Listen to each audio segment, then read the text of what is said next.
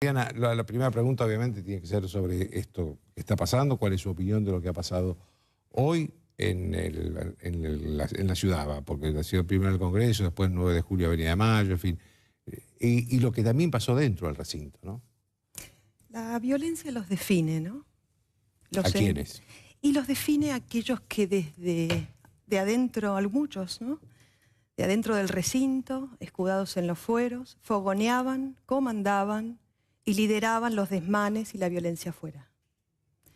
Y además yo creo que es importante diferenciar los manifestantes de aquellos que con molotovs y destruyendo con masas y martillos la plaza, tiraban cascotes a los policías. Creo que ya son 48 los que están en este momento. No, 71 sí, son. 71. 71 policías. Hay uno que creo que está bastante grave. La realidad es que esa violencia, como les decía, los define, es algo que lamentablemente yo lo he visto y lo veo hace 26 años. Y hay un... ¿Esta violencia se daba en Santa Cruz? Claro. Y lamentablemente, cuando empecé a mirar las imágenes y vi la decisión de la jueza, recordé el caso Sayago. Recordemos el caso Sayago. Néstor Kirchner, literalmente, le tiró un muerto a Sergio Acevedo. Eso fue un golpe del kirchnerismo a Sergio Acevedo. ¿Por qué? Porque Sergio Acevedo, en aquel momento, no quería adelantar 600 millones en concepto de certificados de obra pública a Lázaro Báez. Y porque había blanqueado los fondos de Santa Cruz. Y porque estaba dispuesto a investigar determinadas cosas. ¿Qué es lo que hacen? En cabeza, en aquel momento, de Julio De Vido y de Zanini, dejan sola liberada, a través del juez Quelín, kirchnerista, que continúa en Las Heras, desarman a la policía y matan a un policía.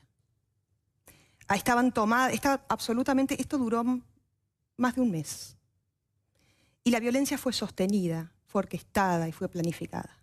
Desde el gobierno nacional en ese momento. Desde el gobierno nacional en ese momento. Con Néstor Kirchner de presidente, Acevedo de gobernador. Y hubieron antecedentes anteriores, recordemos Barisat, cuando atropella a los docentes en Santa Cruz. Es decir, la violencia los define, pero los entrampa y los fagocita.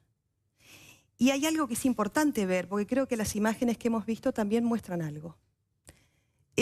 Vos, para poder disimular la violencia, lo haces con la mentira. Y eso es lo que han hecho, han orquestado una gran mentira y le han mentido al pueblo de la nación argentina.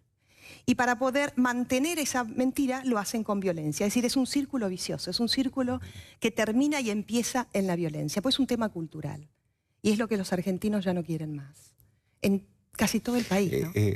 Mariano, ¿crees que hay miedo de parte de los Kirchner y que por eso provocan todo esto? Mucho miedo. En cabeza de Agustín Rossi. Y le voy a decir por qué. Hace unos días sucedieron dos hechos que la violencia y estos desmanes han tapado. Y es una pregunta que deberíamos hacernos en este momento y que creo que los medios, si no estuviese pasando lo que pasa, nos deberíamos de preguntar. Y es en función de los informes que aparecieron, donde confiesan el canciller iraní el tema del pacto con Irán y que habían acordado levantar las alertas rojas. Entonces la pregunta que deberíamos recordar en estos días es ¿quién mató a Nisman? Eso por un lado. Y por otro lado, un suceso que tuvo en vilo a todos los argentinos, una tragedia, y al mundo, que es la desaparición de Lara San Juan. En horas de la desaparición de Lara San Juan, Lelita Carrió nos pide a todos nosotros, al equipo de investigación, a Mariana Stillman, a Paula Oliveto, a Juan Manuel López, Juan Calandri, que investiguemos esto. Y nos encontramos con algo mucho más grande, mucho mayor. Lamentablemente, tuvimos que, presentamos una denuncia, esto fue tomado por el juez Torres, y denunciamos a Agustín Rossi, a Nilda Garré. Que hoy estuvo hablando. Que hoy estuvo hablando sin ninguna vergüenza. Nilda Garré también habló. Y recordemos, Rossi, que fue integrante de las listas del Parlamento del Mercosur y fue parlamentario del Mercosur junto con José López, con Milagro Sala, compañero mío en el Parlamento del Mercosur, que nosotros le sacamos los fueros con esa campaña de Chau Fueros, y que ahora está refugiado en el Congreso con los fueros. Porque la realidad es que él, siendo ministro de Defensa, tiene que responder por muchas cosas, entre ellas por la actual desaparición de Lara San Juan. ¿Y por qué?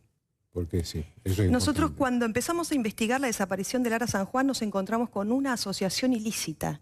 La misma asociación ilícita encabezada por Cristina Kirchner. Desde el Estado. Desde el Estado. ¿Cómo era esa asociación ilícita? Era entre los exministros de Defensa, Nilda Garré, Puricelli y Rossi, en la reparación y media vida de la mayoría de la flota de mar y fuerza de submarinos entre el 2005 y el 2015.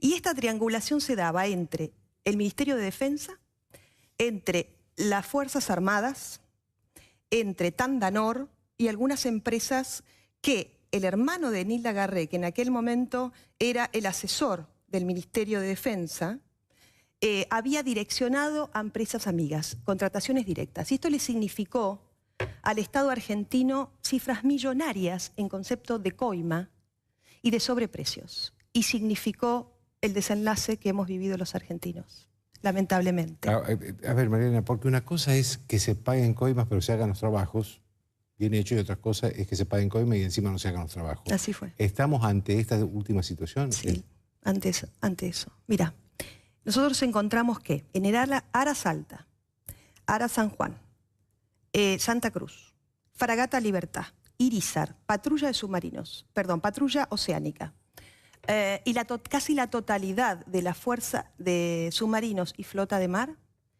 en casi la totalidad hubieron informes de la SIGEN e informes clasificados y reservados de la Armada que dan cuenta de lo siguiente. Por ejemplo, tenemos el caso del Ara San Juan. En el caso del Ara San Juan, la primera contratación y programa, porque esto se llama Proyecto 1700, decía que la reparación de media vida del Ara San Juan iba a costarle al Estado argentino 23 millones. Luego, sin justificación, eso ascendió a 57 millones y terminó costando 127 millones. Ahora, ¿cuál fue el resultado? De dólares, ¿no? Sí. ¿Cuál fue el resultado? No, pesos. ¿Cuál fue el resultado de esto? Vos decís, bueno, tardaron, en primer tiempo eran 25 meses y terminaron en 69 meses. Eso significó la caída de garantías y significó también la contratación directa a 2 empresas. Esto fue dirigido, direccionado y supervisado por Rossi, Nilda Garré, Puricelli y fundamentalmente Raúl Garré. El hermano de Nilda Garré. El hermano de Nilda Garré. A 2 empresas, en el caso del Ara San Juan, Ferrostal y Hawker, que es la subsidiaria. En el informe de la SIGEN, empresa alemana que en Múnich, uno de los directivos está preso, porque se constató que es una de las empresas que mayor coima recababa en Alemania, y se jactaba de esto haciendo negocios en Portugal, en Colombia y en Chile. Tienen una especie de Odebrecht. Se arrepiente uno de estos directivos y empieza a contar. Y empieza a contar los negocios en la Argentina. Allí, por entonces, en el año 2003, en la justicia argentina, Ariel Lijo procesa a los directivos de Tandanor, de Ferrostal, gente del Ministerio de Defensa, y comprueba que habían cobrado 130.000 euros en concepto de coimas y los embarga por 1,1 millones de pesos. Usted se preguntará qué pasó con esto. Ellos interpusieron una medida y esto quedó en la Cámara Federal, Sala 1, durmiendo desde el año 2014. Luego, un marino de la Armada, 2, plantean irregularidades con el Ara San Juan. Irregularidades graves. Es decir, acá no es solamente cuestiones de sobreprecio y de corrupción, sino que sobreprecio y corrupción, dilación en los tiempos, y el resultado fue nefasto. ¿Por qué? Lo que ellos plantean es lo siguiente. Una de las empresas, por ejemplo, con el Irizar, que debió haber hecho la reparación del Irizar, se llama STX Europa. Son finlandeses y son especialistas en esto. De hecho, fueron quienes construyeron los rompehielos. ¿Qué sucedió? Viene esta empresa que tenía el expertise para poder reparar el Irizar, recordemos, tuvo un incendio. Nosotros tenemos en la causa testigos que dan cuenta de esto y que tuvieron que irse de la Armada porque fueron perseguidos por quien fue el jefe de la Armada, Srur. El que se fue el fin de semana. Exactamente, que en aquel momento, en el año 2010, era el responsable de del sector de material naval. Es decir, hoy Srur va a tener que rendir cuentas ante la justicia por la reparación del Irizar, de Fragata Libertad y del Ara San Juan. Entonces, ¿qué nos encontramos? Encontramos que a pesar de todas esas reparaciones, tanto el submarino como el Irizar no quedaron bien. Quedaron con graves irregularidades y falencias. Por ejemplo, Una de las recomendaciones, no soy experta en la materia, tan solo cito a personas que están en la causa, nos explicaban que en el caso del submarino Ara San Juan debió haber tenido cerca de 500 singladuras. El Ara San Juan partió con solo 100 singladuras. ¿Qué significa esto? Mareas. Porque ahí es donde se detectan los vicios ocultos de las naves. Y salió con novedades. ¿Qué significa novedades? Con irregularidades, con problemas. Cuando terminan, por ejemplo, de reparar el Irizar, yo te voy haciendo comparativos, terminan de reparar el Irizar y dan cuenta de 96 novedades. Y de esas 96 novedades yo te voy a leer, luego de haber pagado. El Irizar iba a costar 325.950.000 pesos. Terminó costando 700 millones. El doble. Lo iban a hacer en 27 meses, terminó en 79 meses. Y los problemas con los que terminó este rompehielo fue problemas de propulsión de navegación, generación y alimentación eléctrica, seguridad y abandono en el mar, frigoríficos, lucha contra incendio, aire acondicionado, habitabilidad, medición de niveles de tanque, compresores, burbujeo, etc. Es decir, 96 novedades tenía el Irizar cuando terminaron de repararlo, cuando la realidad es que podríamos haber comprado 2, y el Irizar terminó siendo un buque polar en vez de un rompehielo, y esto sucede hoy, no puede romper el hielo. ¿Y qué participación está aprobada de los exministros, de Puricelli, Garré, Rossi? ¿Qué la contratación con la mayoría de estas empresas. Te voy a dar ejemplos.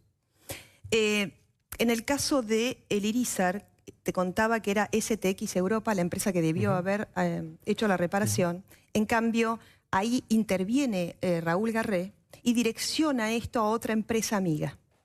Y algunas de las reparaciones en su totalidad la hace Marine Logistics S.A., una empresa beneficiada por Raúl Garré. Raúl Garré se encargaba, con el viso de Nilda Garré, de lo que era el mercado negro. Y quienes están en la Armada saben muy bien de lo que estoy hablando, de los rezagos. Por ejemplo, el caso del Irizar. Cuando el Irizar se quema y vuelve al puerto, parte de esos rezagos podían volver a utilizarse y otros no. Los que estaban más o menos en condiciones, Raúl Garré, con la venia de los exministros de Defensa, vende esto en el mercado negro. Es decir, ¿frente a qué estamos? Estamos frente a una situación de indigencia de las Fuerzas Armadas que fue pergeñada por el exministro de Defensa, por Tandanor, que en realidad es así, porque Tandanor se fusiona con Domecq García y es SINAR, y por directivos, autoridades de las Fuerzas Armadas. Entonces, ellos te dicen, y cuando hablas con ellos te dicen, y lamentablemente lo tenemos que atar todo con alambre. Y hablan en función de, bueno, el dinero que, en el porcentaje del Producto Bruto que va a defensa. La realidad es que nosotros, en el cálculo que hemos hecho del dinero que se han robado estos exministros en complicidad con Tandanor y con estas empresas, ha sido una cifra de miles de millones. Gracias, Mariana. Gracias a vos. Una pausa.